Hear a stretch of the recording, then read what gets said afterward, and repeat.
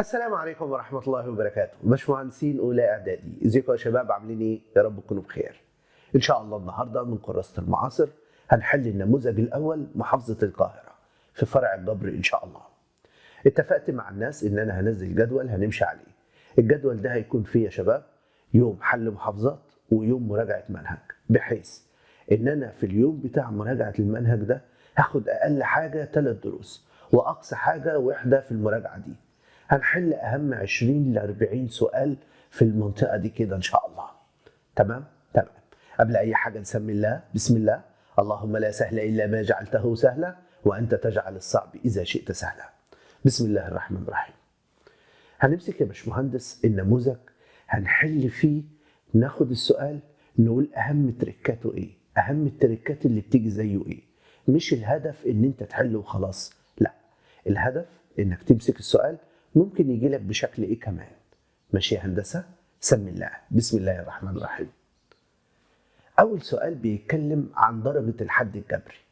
لازم نكون متفقين يا شباب إن لو معايا س بيكون الرقم اللي قدامها اسمه المعامل، وبيكون اللي هنا اسمه القوة أو الأس أو الدرجة. تمام يا باشمهندس؟ اللي بيبقى مكتوب فوق، ولو ما كتبش حاجة فوق بيكون في واحد، محدش يقول في صفر، لأن لو كان صفر كان عدد أس صفر ده بواحد، ما كانش هيكتب س أصلا. إلى الآن تمام؟ تمام يا أستاذ. طيب لو أنا جاب لي مسألة 2 أس 5 ده يا أستاذ حد. طيب من الدرجة كام؟ من الدرجة الصفر يا أستاذ. إزاي وهو أس 5؟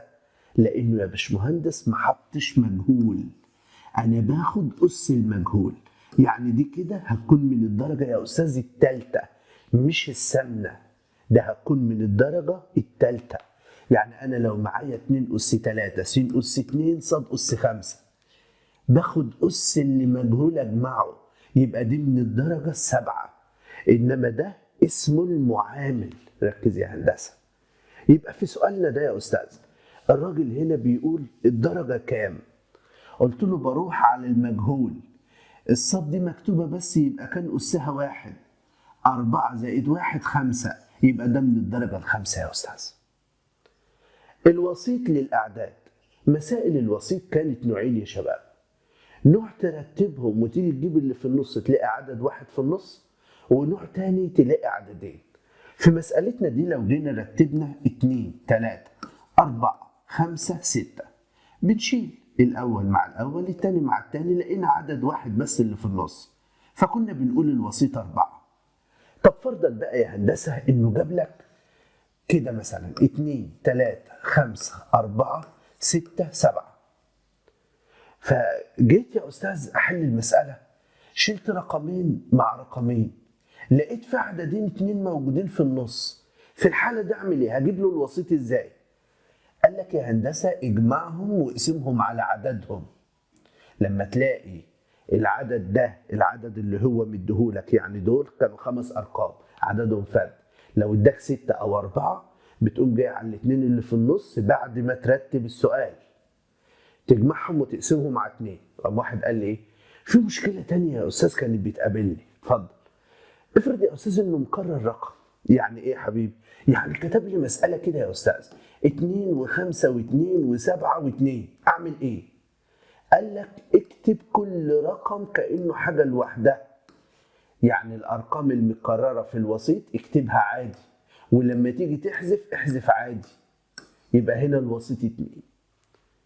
إذا كان المنوال للأعداد، المنوال ده يا أستاذ القيمة الأكثر تكرارا وشيوعا، يعني هو بيقول أكتر حاجة اتكررت 6. طب ما ال6 موجودة مرة، لازم تكون موجودة كمان مرة عشان تبقى أكتر حاجة متكررة، يبقى أكيد س زائد 2 دي هي اللي مكانها 6. س زائد 2 بتساوي 6 ومنها الس بتساوي 4. المنوال ليه شكل تاني في سؤاله يا شباب، وموجود معانا في المحافظة دي في الآخر لما يكون مديلك جدول هنشوفه. تعال للضرب المقادير الجبرية بقى. هنا يا باشمهندس بيسألك الراجل هل انت واخد بالك من الضرب بمجرد النظر، الحالة الخاصة؟ لما يكون معاك قوسين اتنين، قوس سالب وقوس موجب، بتاخد السالب تربع اطرافه. هل انت واخد بالك من الحالة دي؟ ايوه يا استاذ، لما يكون معايا قوسين زي بعض تماما، واحد موجب وواحد سالب، كنت باخد السالب كده واربع الاطراف بتاعته. هيبقى الناتج س تربيع ناقص 9. طب ما تيجي نشوف السؤال اللي بعده يا هندسة. بيقول لحضرتك ايه؟ باقي طرح.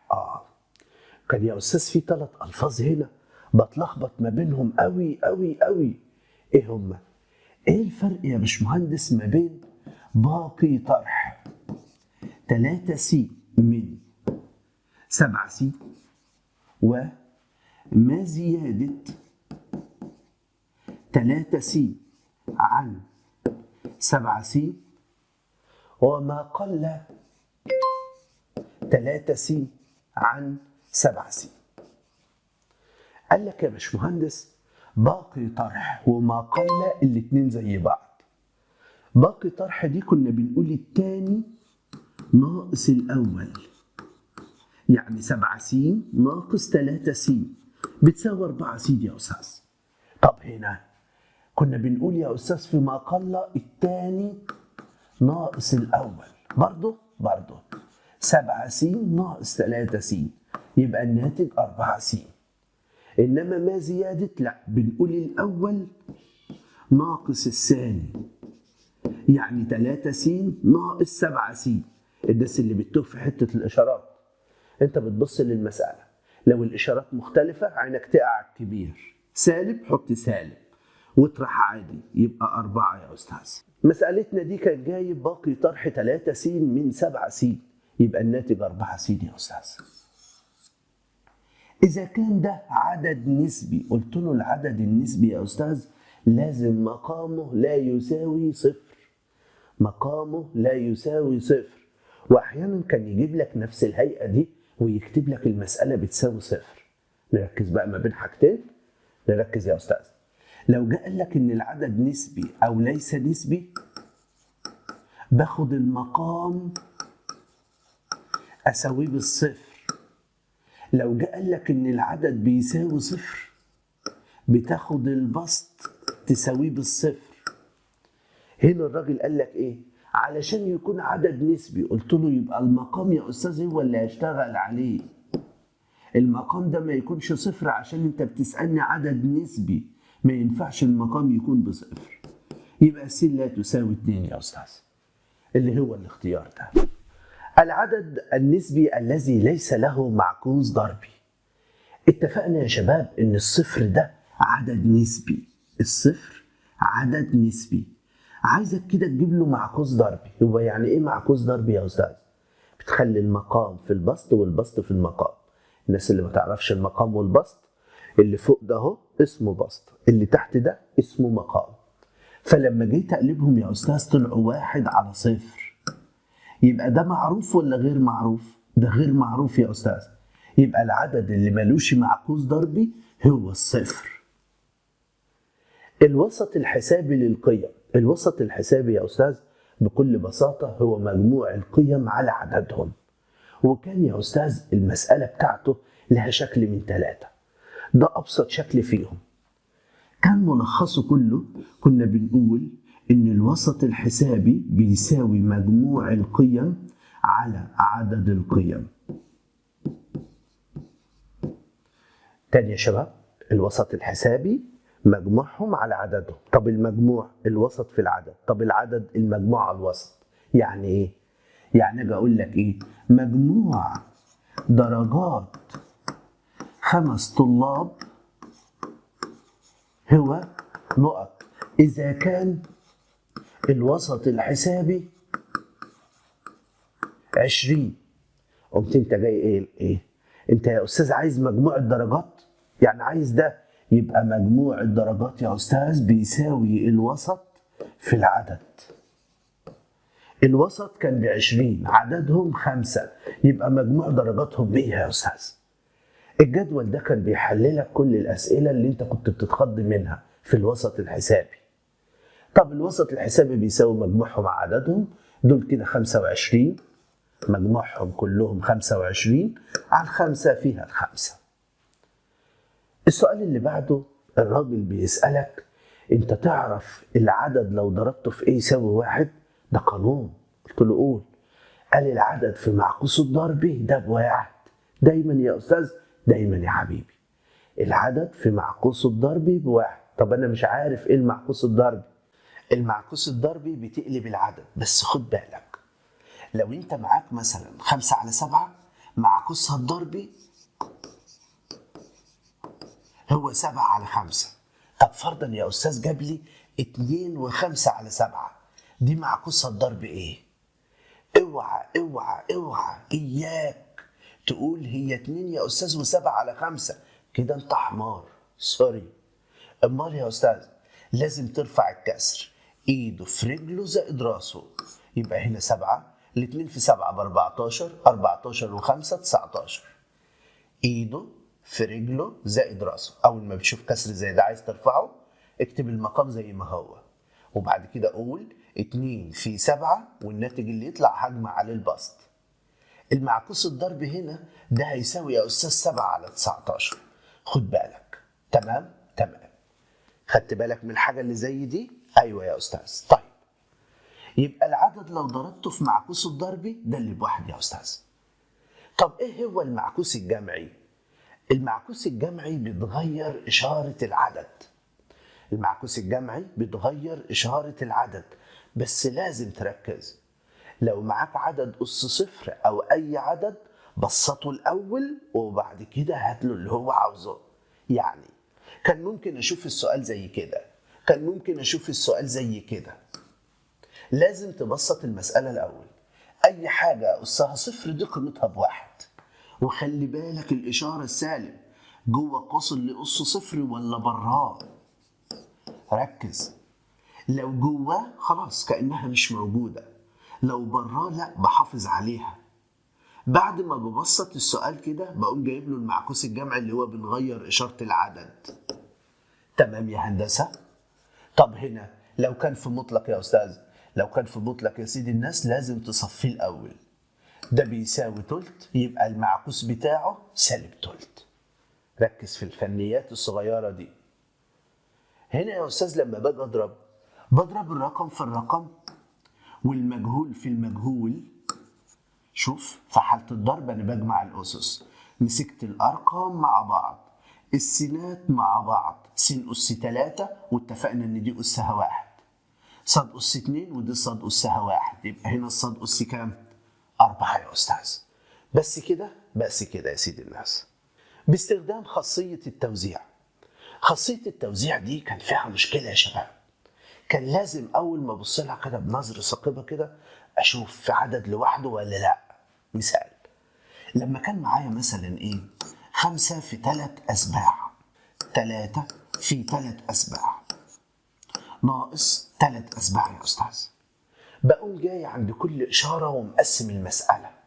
في المستطيل عدد لوحده؟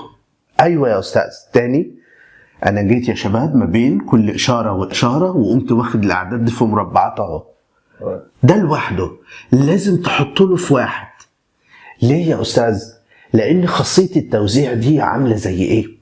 ما تكون قاعد أنت وأصحابك كده وجيت فرقت عليهم كراسات، كراريس، تمام؟ ورجعت خدت الكراريس دي منهم تاني. فزميلك ده كان معاه مثلا 5 وده كان معاه 3 وده كان معاه كراسة. لما خدت 3 على 7 اتبقى من هنا 5 و3 وهنا ناقص 1. شوف، لازم كنت تحط هنا في 1. لو ما كنتش حطيت في 1 ما كنتش هتلاقي حاجة تكتبها هنا وكنت هتحل كده غلط. يبقى هنا 3 على 7 يا أستاذ في 7. ال7 كنسلت، الناتج ب3. يبقى فكرة السؤال ده يا أستاذ إنه ممكن يجيب لي عدد لوحده. في فكرة تانية، ممكن تبص للمسألة ما تقولش إن دي خاصية توزيع أصلا. يعني شوف السؤال ده كده، 3 على 7 في 2 زائد 6 على 7. انت بصيت للسؤال، بلاش 6 على 7 نخليها 8 على 7. انت بصيت للسؤال قلت مستحيل يكون خاصية التوزيع، ومشيت بخواص الأعداد، قعدت تضرب وتوحد المقام، تقول لي 2 في 3 ب6 على 7 زائد 8 على 7، كده اخد مقام 7. هنا 6 و7 14 يا أستاذ على 7، فقال لي 2. تمام. وفي حد تاني قال لا ده أنا هحلها بخاصية توزيع. قلت له ازاي عبقري؟ قال يا أستاذ بص، هو حضرتك مش ال3 في 2 هي 2 في 3؟ قلت له ايوه. قال ال8 دي مش 2 في 4؟ قلت له ايوه. قال بس شفت عملتها توزيع، خدت 2 على 7 يا أستاذ، اتبقى 3 زائد 4، دول راحوا مع بعض، يبقى الناتج ب2. برافو عليك. طيب المسألة بتاعتنا دي يا أستاذ هنتصرف فيها ازاي بقى؟ اتفقنا نعمل ايه؟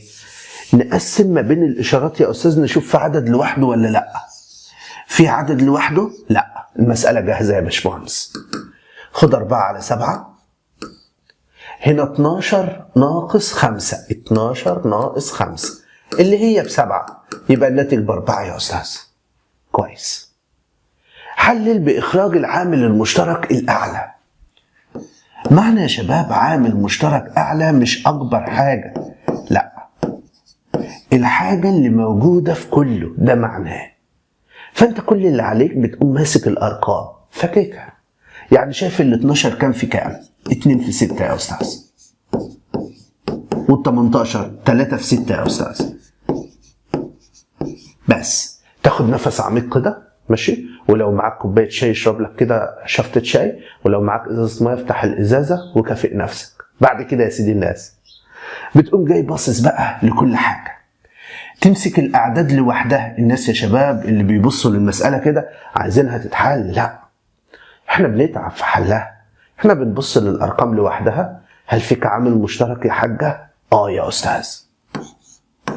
تمام. هنا يا شباب كان في ناس بتتعب حالها شوية، يعملوا ايه؟ كانوا يفكوا ال12 دي 3 في 4، ويفكوا ال18 2 في 9، فما بيلاقوش عامل مشترك، يرجعوا يدوروا في جدول الضرب تاني.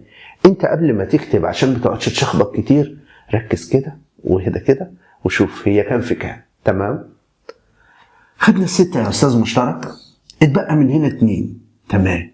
واتبقى من هنا 3. كويس.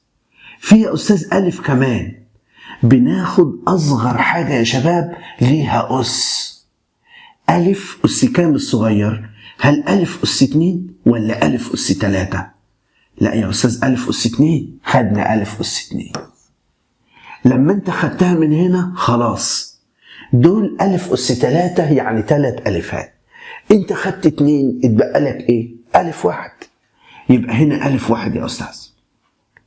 ارجع امسك الباء. في باء في كله؟ ايوه، يبقى هي مشترك. اصغر واحده اسها كام؟ 1 يا استاذ. لما خدت من هنا باء وما خدت من هنا باء، هل اتبقى حاجه؟ لا، يبقى ده كده ناتج السؤال يا استاذ. السؤال اللي بعده، اوجد 3 اعداد تقع ما بين النص وال3 على 2. احنا دايما يا استاذ بنشوف المسائل دي المقام ما بيكونش زي بعضه، بس في الامتحان ده جايب لي المقام زي بعضه. اتصرف ازاي؟ ما هو الراجل اداك نص الحال. انت كنت بتعمل ايه؟ لو ما كانش زي بعضه بتوحد المقام. طب لو كان زي بعضه يا استاذ بقوم حاطط 0 فوق وصفر تحت، كده انا ما عملتش حاجه. طب الصفر اللي انا حطيته ده يا استاذ معناه ايه؟ معناه انك ضربت البسط في 10 والمقام في 10. ده معناه. بدل ما اقعد اقول لك اضرب في 2 او اضرب في 3 او اضرب في 4، لا، ثبت راسك، حط في 0 فوق وصفر تحت دايما. المقام زي بعضه؟ ايوه. بقى معاك من 10 لكام؟ ل30 يا استاذ. الراجل عايز كام عدد؟ عايز 3 يا استاذ. طب كويس، اكتب اي 3 اعداد. انا هكتب يا استاذ 11 على 20، وهكتب 20 على 20، وهكتب يا استاذ 29 على 20. بس يا استاذ كده تمام، انا خلصت الاعداد. 20 على 20 فيها الواحد.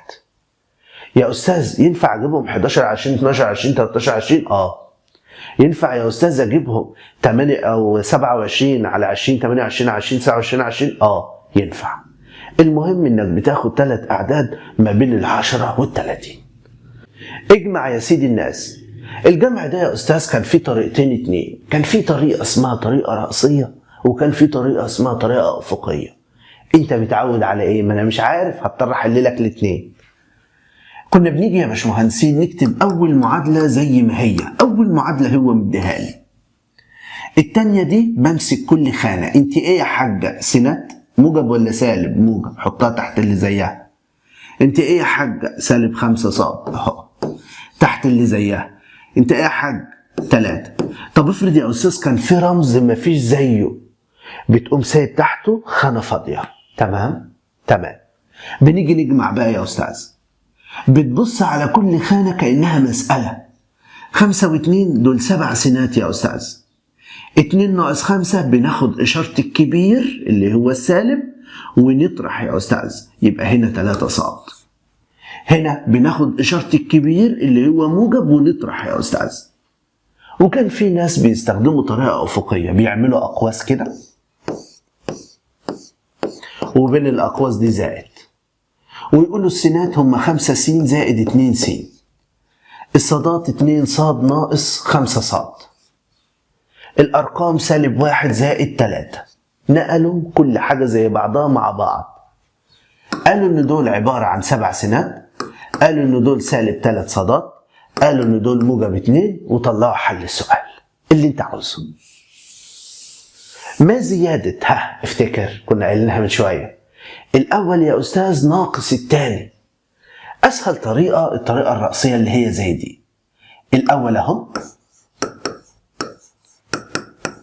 ناقص التاني، حط كل حاجة تحت اللي زيها. 4 س زائد 2 صاد ناقص 3. طيب شفت السالب ده يا هندسة؟ أيوة يا أستاذ.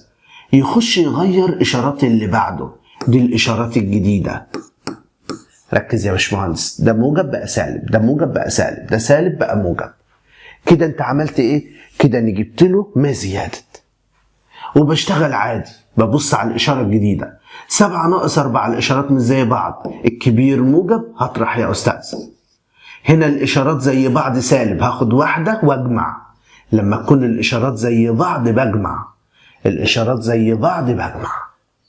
تمام؟ تمام. أوجد خارج قسمة.